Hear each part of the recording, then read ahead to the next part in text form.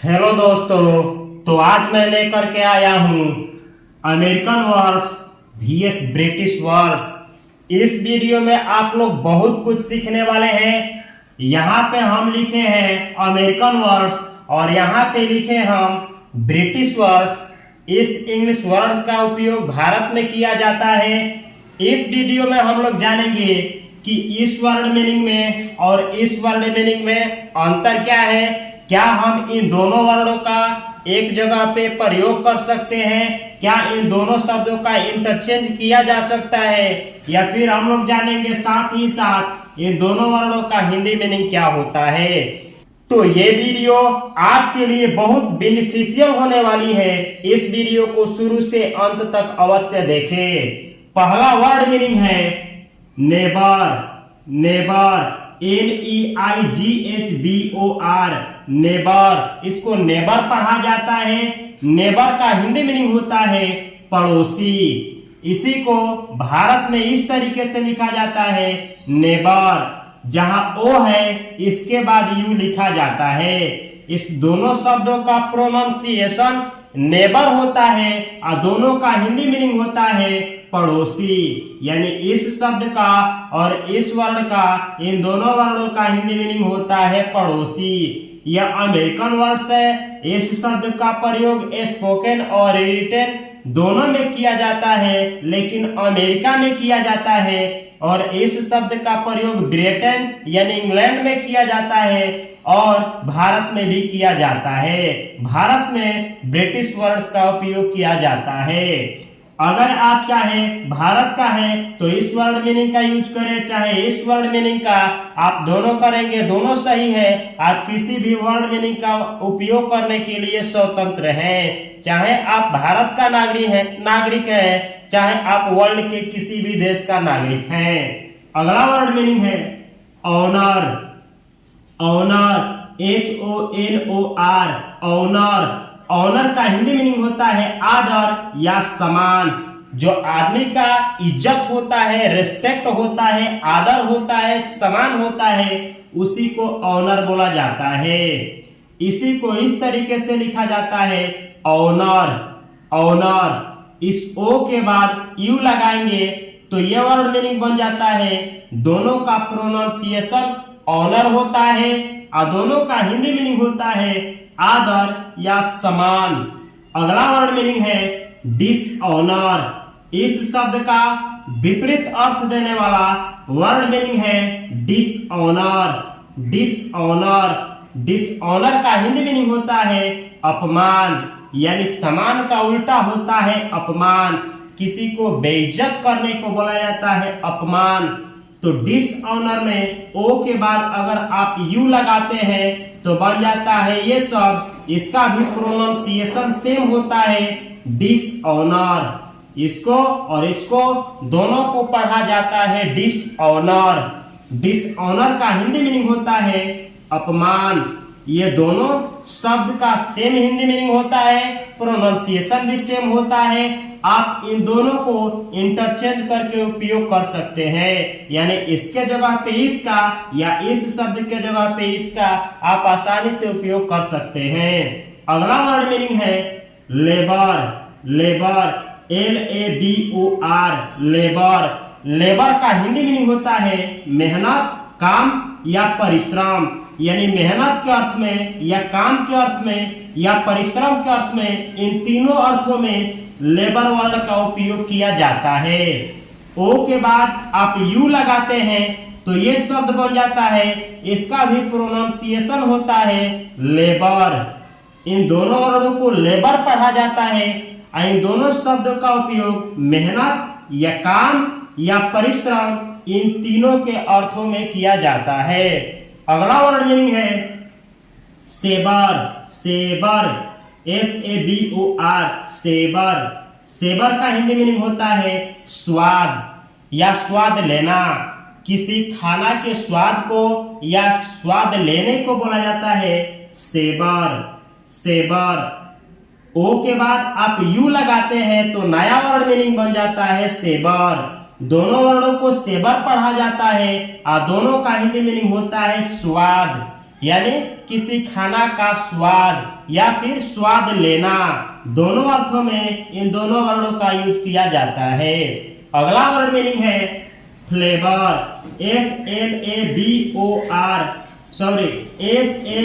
FLAVOR, flavour.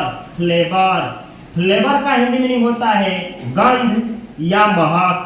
Flavour word का उपयोग गंध या महक के अर्थों में किया जाता है। ओ के बाद आप यू लगाते हैं तो ये वर्ड मीनिंग बन जाता है इसका और इसका दोनों वर्डों का प्रोनाउंसिएशन होता है फ्लेवर।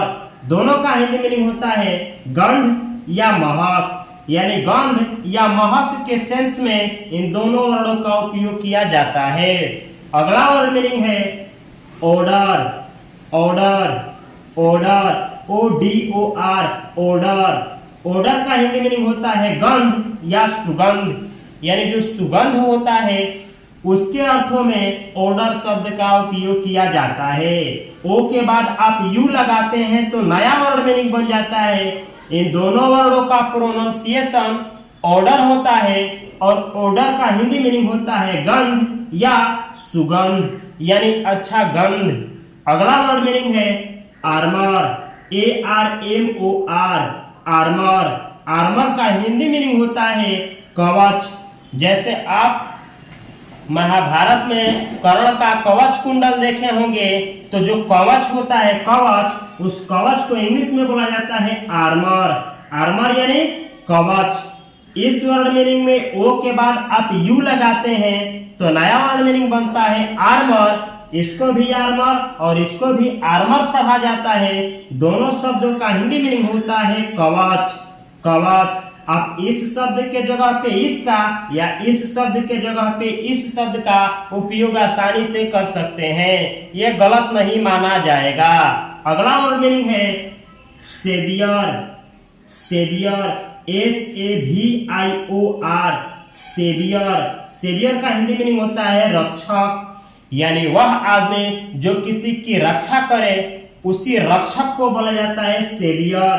सेवियर। इस ओ के बाद आप यू लगाते हैं तो नया वर्ड मीनिंग बन जाता है। दोनों शब्दों का प्रोनाउंसिएशन सेवियर होता है और दोनों का हिंदी मीनिंग होता है रक्षक। सेवियर, सेवियर, इन दोनों शब्दों का हिंदी मीनिंग होता है रक्षक। अगला वर्ड मीनिंग है colour. Colour COLOR, colour. Colour का हिंदी मीनिंग होता है रंग। इस ओ के बाद आप यू लगाते हैं तो ये वर्ड मीनिंग और ये वर्ड मीनिंग दोनों सही है। दोनों का हिंदी मीनिंग होता है रंग और दोनों का प्रोनाउंसिएशन होता है कलर, यानी बोलना एक ही जैसा बोला जाता है दोनों शब्दों को और दोनों वर्डों का हिंदी मीनिंग रंग होता है। आप इसके जगह पे इसका या इसके जगह पे इस शब्द का उपयोग आसानी से कर सकते हैं और सही भी माना जाएगा। अगला वर्ड मीनिंग है डिसकलर। डिसकलर DISCOLOR, डिसकलर का हिंदी मीनिंग होता है रंग बिगाड़ना, यानी कहीं पे रंग लगा है और उस रंग को आप बिगाड़ रहे हैं तो उसी को कहा जाता है डिसकलर। डिसकलर यानी रंग को बिगाड़ना, जो रंग लगा है उसको मिटाना या फिर बिगाड़ना। डिसकलर यानी रंग बिगाड़ना। इस ओ के बाद आप यू लगाते हैं तो नया वर्ड मीनिंग बन जाता है। दोनों शब्दों को डिसकलर पढ़ा जाता है और दोनों का हिंदी मीनिंग होता है रंग बिगाड़ना। डिसकलर, डिसकलर और दोनों वर्डों का हिंदी मीनिंग होता है रंग बिगाड़ना, यानी कहीं पे रंग लगा है उसको बिगाड़ना। अगला वर्ड मीनिंग है discolouration. Discolouration DISCOLORATION, discolouration. Discolouration का हिंदी मीनिंग होता है मलिनीकरण। मलिनीकरण का मतलब होता है कि वह प्रक्रिया जिसके तहत रंग को बिगाड़ा जाए। रंग बिगाड़ने की प्रक्रिया को ही बोला जाता है डिसकलरेशन। इस ओ के बाद आप यू लगाते हैं तो नया वर्ड मीनिंग बन जाता है। दोनों शब्दों को एक ही जैसा पढ़ा जाता है डिसकलरेशन और दोनों का हिंदी मीनिंग होता है मलिनीकरण यानी वह प्रक्रिया जिसके तहत रंग को मिटाया जाए। देखते हैं अगला वर्ड मीनिंग है। अगला वर्ड मीनिंग है आपका decolourise. Decolourise, DECOLORIZE, decolourise. Decolourise का हिंदी मीनिंग होता है रंग हटाना, यानी कहीं पे रंग लगा है उसको हटाने को इंग्लिश में बोला जाता है डीकलराइज। इस ओ के जगह पे आप इसके आगे यू लगा देते हैं तो नया वर्ड मीनिंग बन जाता है। दोनों का प्रोनाउंसिएशन सेम होता है, डीकलराइज और डीकलराइज, और दोनों का हिंदी मीनिंग होता है रंग हटाना, यानी कहीं रंग लगा है उसको हटाने को डीकलराइज बोला जाता है। अगला वर्ड मीनिंग है डीकलराइजेशन। इसी से बना है ये शब्द डीकलराइजेशन, DECOLORIZATION। डीकलराइजेशन का हिंदी मीनिंग होता है रंग हटाने की प्रक्रिया, यानी वह प्रोसेस जिसके तहत कहीं रंग लगा हो उसको हटाया जाए, उसी प्रोसेस को बोला जाता है डीकलराइजेशन। डीकलराइजेशन। इस ओ के आगे आप यू लगाते हैं तो नया वर्ड मीनिंग बन जाता है जिसको पढ़ा जाता है डीकलराइजेशन। दोनों शब्दों को सेम पढ़ा जाता है, डीकलराइजेशन पढ़ा जाता है, और दोनों शब्दों का हिंदी मीनिंग होता है वह प्रक्रिया जिस प्रोसेस के द्वारा कहीं रंग लगा हो उसको हटाया जाए। अगला वर्ड मीनिंग है डीकलर। डीकलर, DECOLOR। डीकलर का हिंदी मीनिंग होता है रंग हटाना, यानी डीकलराइज का मतलब ही होता है रंग हटाना और डीकलर का मतलब ही होता है रंग हटाना। दोनों शब्दों का हिंदी मीनिंग सेम होता है, आप इसके जगह पे इसका और इसके जगह पे इसका उपयोग कर सकते हैं। डीकलर का हिंदी मीनिंग होता है रंग हटाना।